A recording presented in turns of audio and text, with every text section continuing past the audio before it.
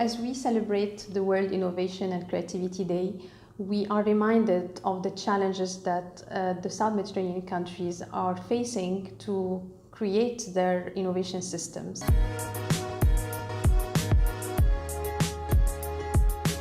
Innovation is actually the only sustainable way of competing in international markets in the long term. Of course, many exporting firms compete on costs, for example, labor costs. But this means, for example, that they cannot increase their wages. Alternatively, you can compete on coming up with new innovative products with different qualities and functionalities. In this way, you can price your products distinctively from your competitors. This is why expert competition based on innovation and knowledge provides you with a better prospect of economic development and increasing standards of living of your population.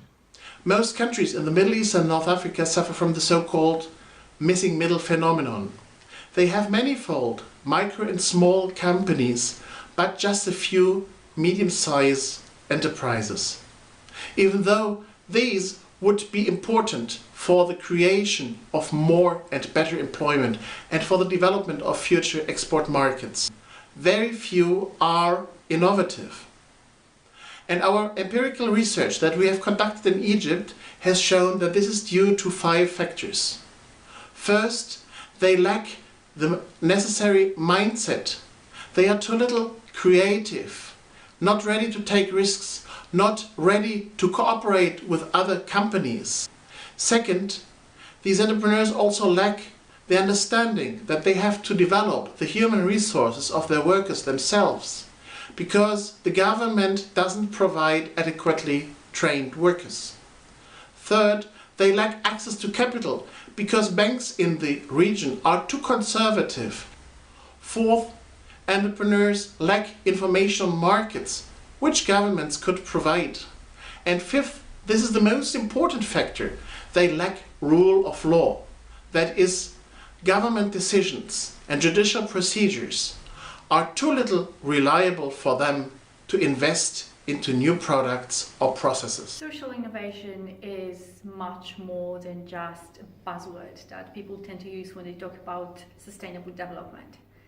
It's a way of addressing the needs of societies in a more effective and efficient way that it's been done in the past. In the MENA region, you can find women who are social innovators and who are setting up childcare services in their communities so that them and other women in their immediate communities can go back to education or join the labor market. You can also think about social innovators who are providing trainings and work opportunities to refugees to enable them to make their own living.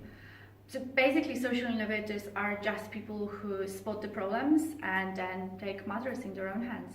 We created a scoreboard, a national scoreboard, to measure all the performance of innovation system in different countries like Egypt, Lebanon, Jordan, Palestine, and Morocco and Tunisia.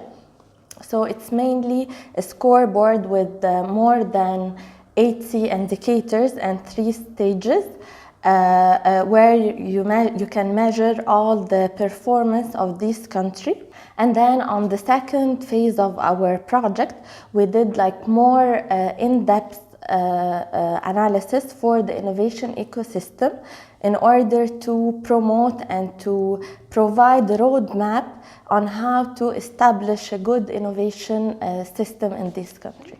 Innovation is, of course, a very good way of finding solutions to very difficult problems in the Mediterranean region, such as unemployment, such as lack of resources, lack of financial problems. Other common challenges between these countries are like the low funding of research and development, the unclear laws regarding the IP, for instance, also the coordination between the different actors. So we have a big innovation system in a country. Many actors play good roles, but these are like different efforts. If they put together, they will have a better impact, they will do more progress.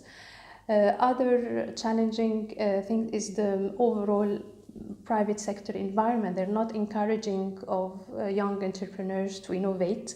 They don't provide any incentives for the researchers. So all in all, we say yes, there is progress that has been done, but there is a lot of potentials that can be unlocked if these countries start looking really into what aspects they want to develop.